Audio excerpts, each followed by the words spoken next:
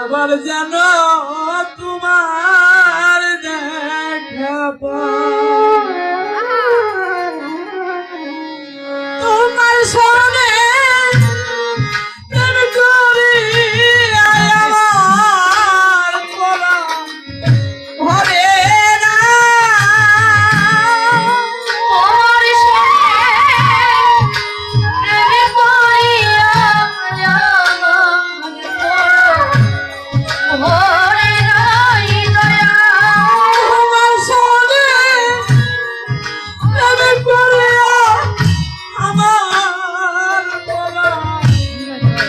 ঘরে না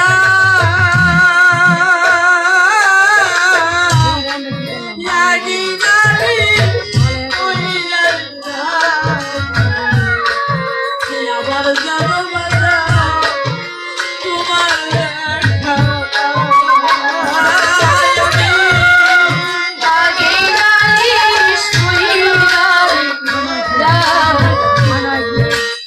আবার যেন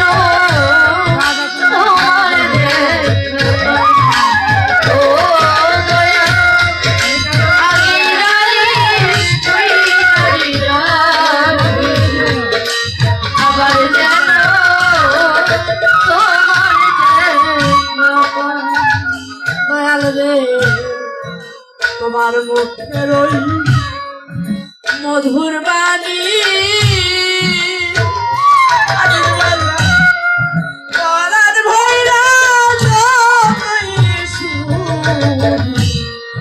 ওই সুর ধনিয়া অন্য কোথাও নাই দয়াল রে তোমার মুখে মধুর বাণী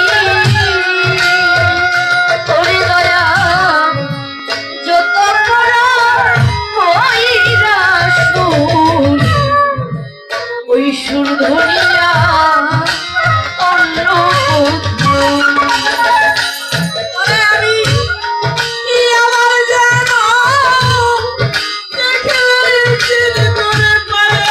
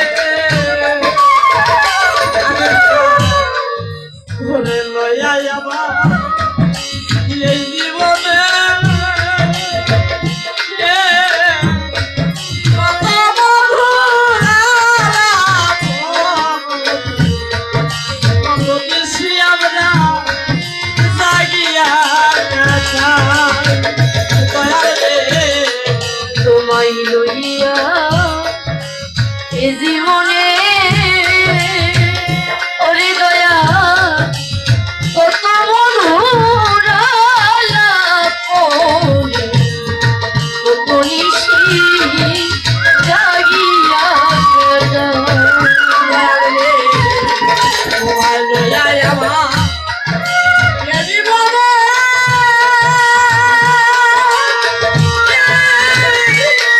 কত মধুরা পড়ে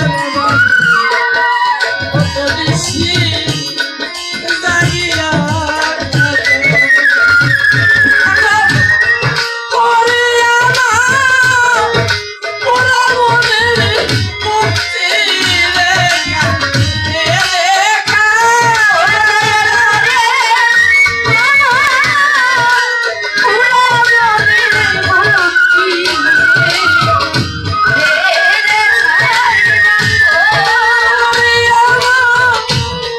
পোড়া মনে বাজার মুক্তি রেখা দেখাই রে আমি মুক্তি রেখা আগে নারী ওইরা রে রাখি বাঁধবো আমার যেন তোমার দেখাই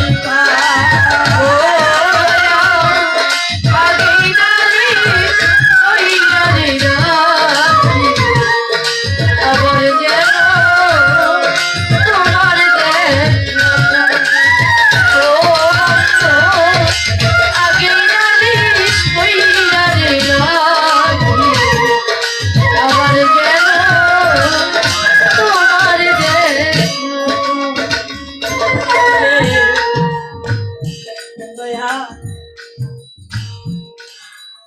আমি আবার যেন তোমার দেখাই আমি তোমার রূপে নয়ন দিয়া তোমাকে সারা তোর কিছু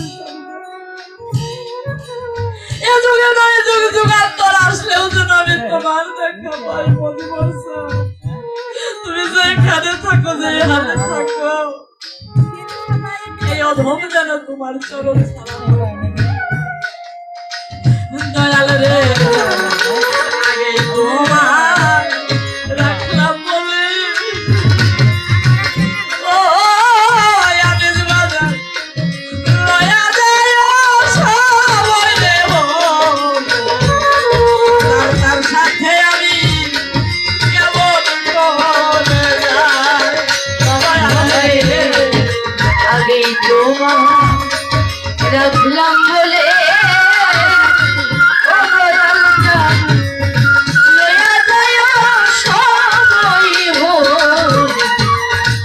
তার শোনে কেমন আগে তোমায় আমি রাখলাম বলে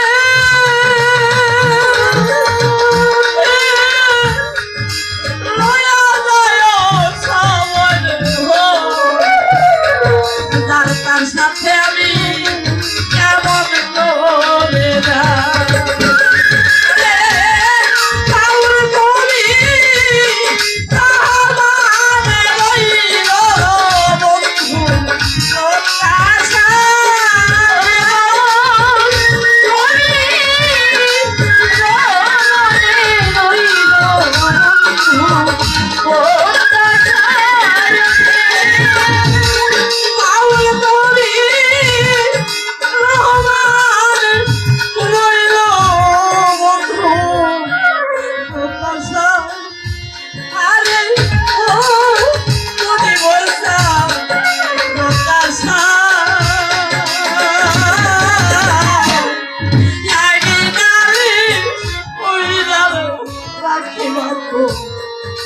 আমার যত আমি তোমার দেখা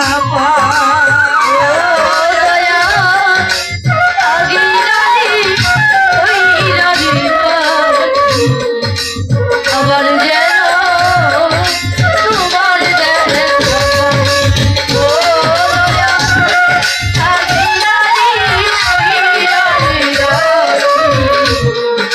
আবার যেন তোমার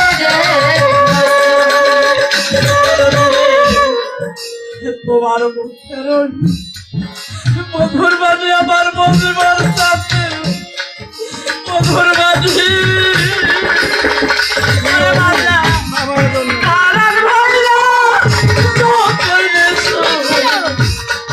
ওই শুরু ঘটিয়া অন্য কোথাও না তোমার মুখে মধুর বাণী ও দয়াল তোমার মুখে মধুর বাণী ও দয়াল পরাণ হইয়া ওই সুর ধরিয়া অন্য কোথাও না। তোমার মুখের মধুর বাণী ওই আমার ইচ্ছা পরাণ হইয়া যাও তৈরি শুনে বাধা ওই সুর ধরিয়া অন্য কোথাও না। আমার জানো দেখে শুনে মায়া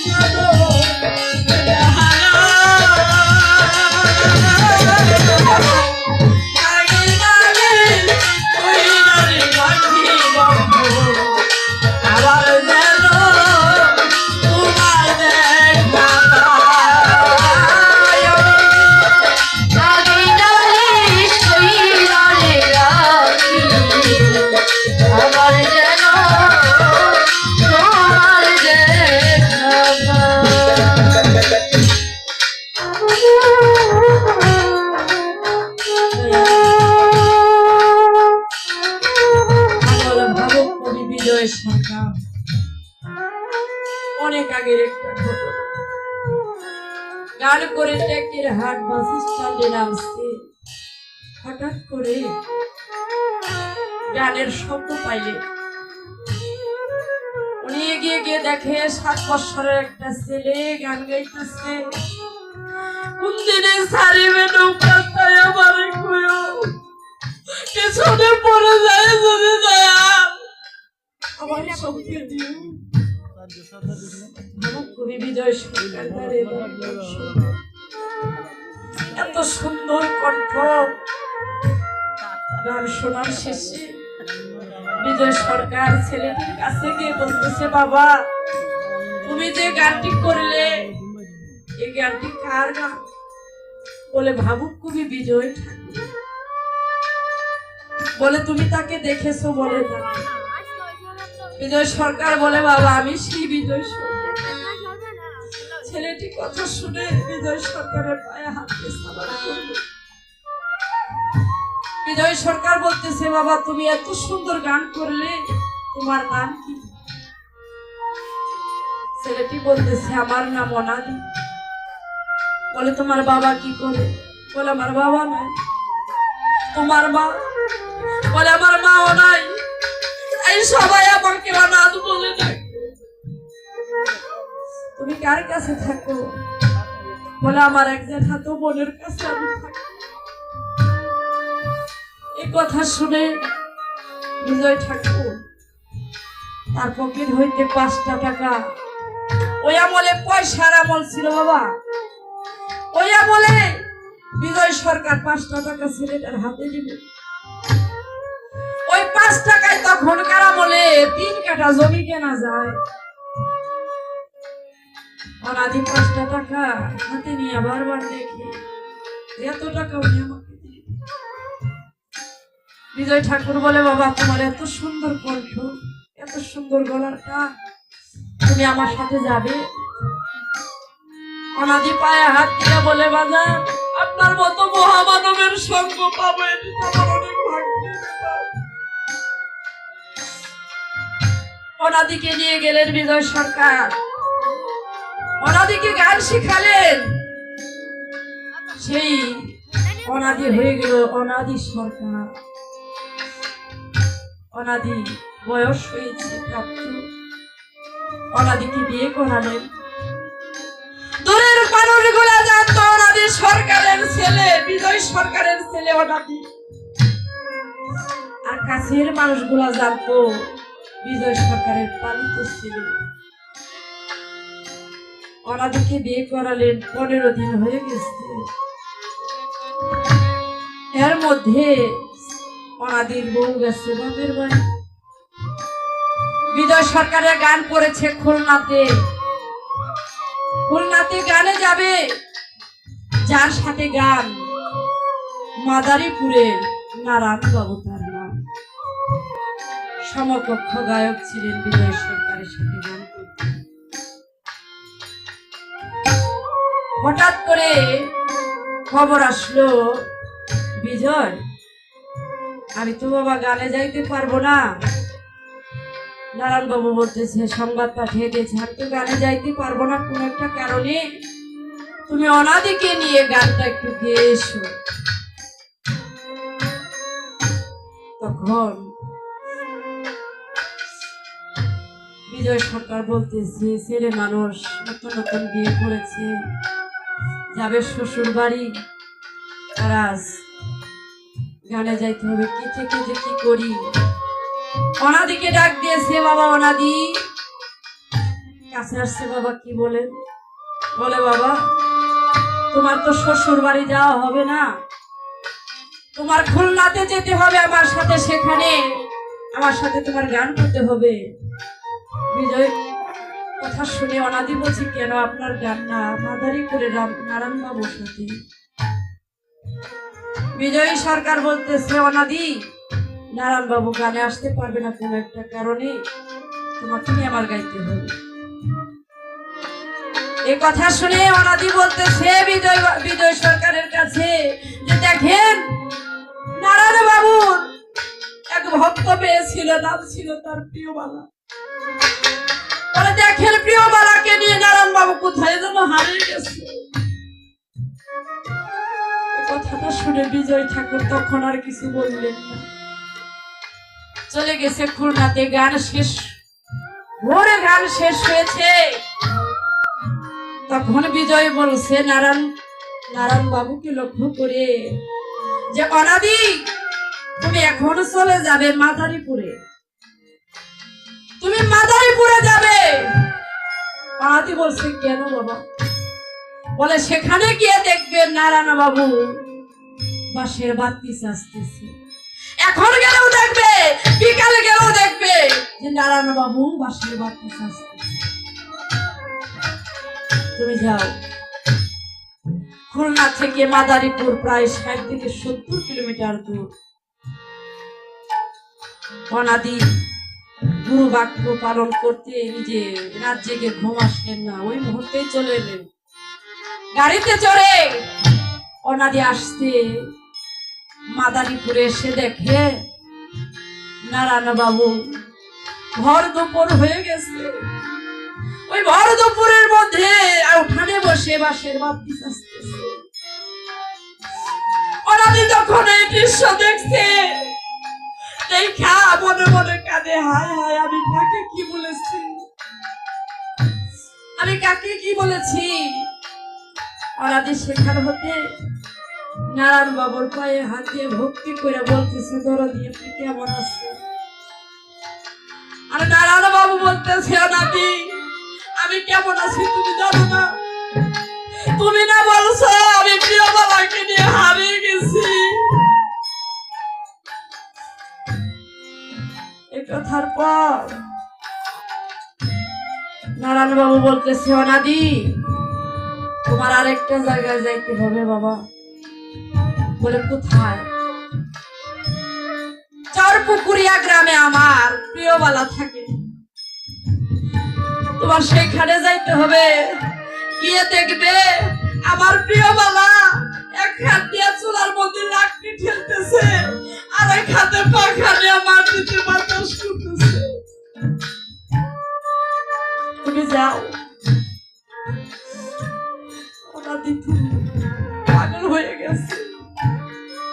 আমি কাকে কি বলছি রে?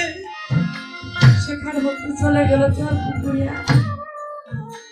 ঝড়পুকুরিয়া গিয়ে দেখে সত্যি সত্যি প্রিয়বালা এক হাত দিয়ে চুলায় লাকড়ি ঠেলতেছে, আর এক হাতে পাখানে মাটির মধ্যে বাতাস করতেছে।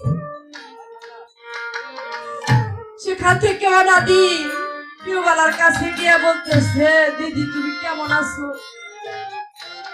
প্রিয়বালা বলতেছে, ভাই অনাদি আমি কেমন আছি তুমি না বললা? তুমি বলছো আমি নাকি গুরুকে নিয়ে হারিয়ে গেছি। ভাই তুমি দোয়া করো আমি যেন আমার গুরুকে নিয়ে কোনো একদিন হারিয়ে যেতে পারি। ও ভাই আমি তোমাকে বড় ভালোবাসতাম, কিন্তু তুমি আমাকে গুরু কলঙ্কটা কেমন করে দিলা? অনাদি তো পাগল হয়ে গেছে। অনাদি বলতেছে, বোন এই যে এক হাত দিয়া চুলার মধ্যে লাকড়ি ঠেলতেছো, আর এক হাত দিয়ে তুমি মাটির মধ্যে বাসন করতেছো, এর কারণটা কি? প্রিয়বালা বলছে, ভাই তুমি দেখো না আমার নারায়ণ বাবু ভর দুপুরে রৌদ্রের মধ্যে বসে বসে মাটির মাখতেছে। আজ আমি মাটির মধ্যে বাতাস করি, আমার নারায়ণ বাবু ঠান্ডা থাকে, আমার নারায়ণ বাবু ঠান্ডা থাকে। কথা শুনে অনাদি পাগল হয়ে গেছে। খাওয়া নাই, দাওয়া নাই, ঘুম নাই, খাওয়া দাওয়া থাকি কি ভাই? সে পাগলের মতো হয়ে গেছে। প্রিয়বালা বলতেছে, ভাই তুমি রাতে গান করেছো, দিনের বেলা একটু ঘুমাও না? তুমি একটু স্নান করে আসো, আমি তোমাকে কিছু খানা দেখে তুমি একটু ঘুমাও। অনাদি স্নান করে আসলেন, পাশে বসে প্রিয়বালা ভাইকে খাওয়ানোর পর একটা বিছানা করে দিয়েছে। অনাদি ওই বিছানায় শোয়া মাত্রই ঘুম গেছে। অনাদি শুয়ে শুয়ে স্বপ্ন দেখে বিশাল সমুদ্র, ওই সমুদ্রের মধ্যে একটা ডিঙ্গি নৌকা ভাসে, ওই ডিঙ্গি নৌকার মধ্যে মাঝি হয়ে বসে আছে নারায়ণ বাবু। পারে দাঁড়িয়ে আছে প্রিয়বালা, বিজয় সরকার এবং অনাদি। নারায়ণ বাবু তার ডিঙ্গি নৌকাটা তার বাইতে বাইতে কিনারায় আনলেন। নারায়ণ বাবু ডাকতেছে, বিজয় আমার নৌকায় উঠো। বিজয় সরকার নৌকায় উঠলেন। নারায়ণ বাবু ডাক দিলেন, প্রিয়বালা আমার নৌকায় উঠো। প্রিয়বালা নৌকায় উঠলেন। নারায়ণ বাবু আস্তে আস্তে তরিটা ছেড়ে দিল। তরিটা ছেড়ে দিল, ঘুম ভেঙে গেছে, ঘুম ভেঙে গেছে অনাদি। সেই জায়গায় দাঁড়িয়ে তুমি কি বলেছে, আমি কার নৌকা উঠিব ভাবি, আমি কার নৌকা উঠিব ভাবি, ওরে কার নৌকা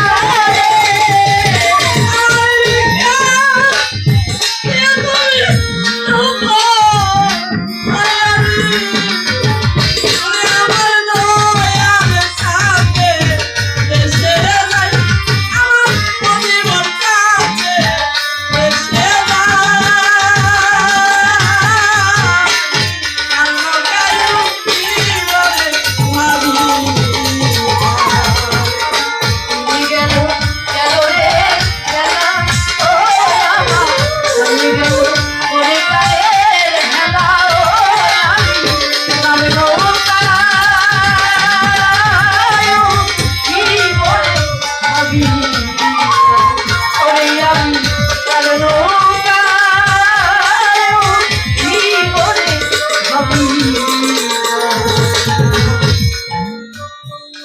এই জগৎ সংসারে গুরুকে যারা ভালোবেসেছে, গুরুকে ভালোবেসে যারা ধন সম্পদ চায় না তারা গুরুকে পায় না। আর যারা ধন সম্পদ চায় তারা গুরুকে পায় না। ও বাজান, এই জগৎ সংসারে মহিমণ্ডলে আমরা যারা মায়ের জাতি আছি, একটা মহিলা একটা মেয়ে তখন বুঝতে পারে মা হওয়ার যন্ত্রণা যখন সে সন্তান গর্ভে ধারণ করে। বাবারে মজিবর চাঁদ, আমার মজিবর চাঁদের নয়নের মণি আমার মহাদিস বাবা, এই জগতে যার মা ছেড়ে সে বুঝতে পারবে না যে হারাচ্ছে। মা দক্ষিণের গর্ভে সন্তান নিয়ে যে কষ্ট করে 10 মাস 10 দিন। ও বাজা, ও ভাই, তোমাকেও মায়ের গর্ভে ধরেছিল, তুমি শিশু ছিলে, আমি আমার মায়ের কোলে শিশু ছিলাম। বাজার একবার ভেবে দেখে মায়ের নিজে না খেয়ে আমাদের কি করলে ভালো থাকবো, এমন একটা চিন্তাধারা মায়ের কাছে ছিল। যখন একটু একটু করে হাঁটতে পারি, মায়ের কাজ রেখে আমাকে খুঁজে বেড়াইতো, আমি কোথায় গেলাম, পানিতে পড়লাম কিনা, আগুনে পড়লাম কিনা, আমার ভালো মন্দ সব দায়িত্ব মা করেছে। দরদি বড় হয়ে ছেলেরা বিদেশ যায়, কত ধন সম্পদ কামাই করে স্ত্রী সন্তানকে দেয়। ও বাজার, যে দক্ষিণী তোমাকে গর্ভে ধারণ করেছে, বাড়িতে বিল্ডিং হইলে ওই বিল্ডিং এর ভিতরে কাকে রাখা দরকার বাবা, কিন্তু আমরা তা করি না। আমরা স্ত্রী সন্তানকে ঘরে রাখি, বিধবাকে একটা চাপড়া করে দেই বা দোসালা করে দেই ওখানে। ও বাজা, আজকে যারা গান শুনতে আসছেন, ভাইরা গান শুনতে আসছেন, মা দক্ষিণী বেঁচে থাকে, বাড়িতে যাওয়ার সাথে সাথে ডাকিয়ে জিজ্ঞাসা করবো বাবা এই শুনো। মায়েরা গান শুনতে আসছে, বাড়িতে যাওয়ার সাথে সাথে জিজ্ঞাসা করবো মা তুমি আইসো। সবাই কিন্তু ঘুমিয়ে আছে মায়ের চোখে।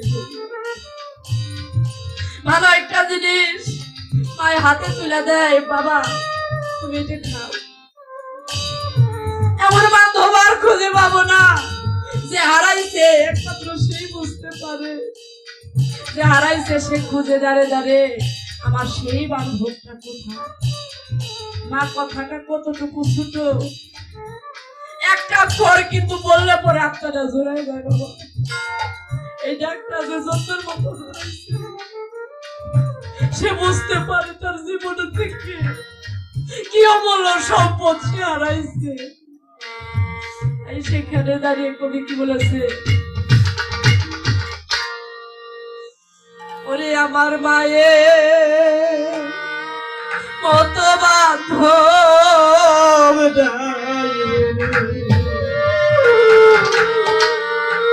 দেখলাম এই জগৎ ঘুরে, আমি দেখলাম এই জগৎ ঘুরিয়া সারা জীবন রাখে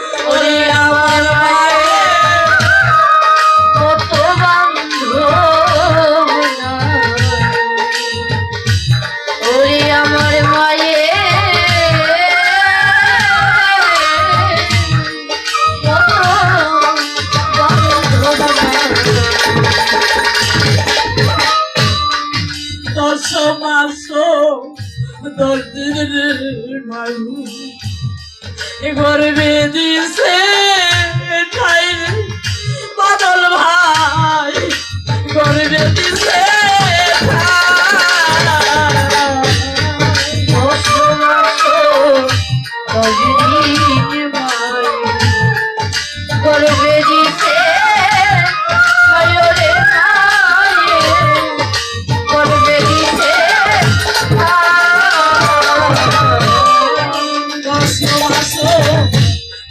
দিনের মায়ের তোমার কে গর্বে দিছে আমি বাজা গর্বে দিছে সেই মায়ের নাম দিলে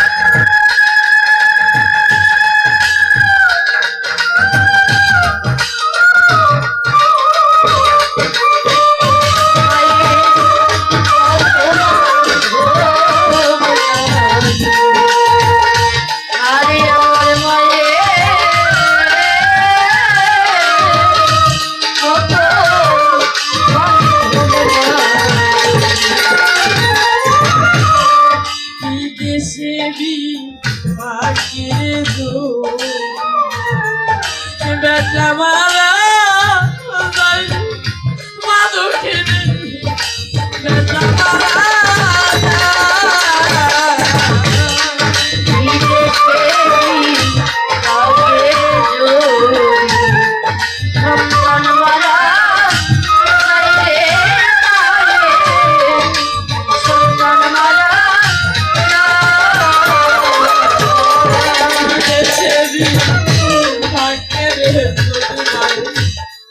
বেটা মারা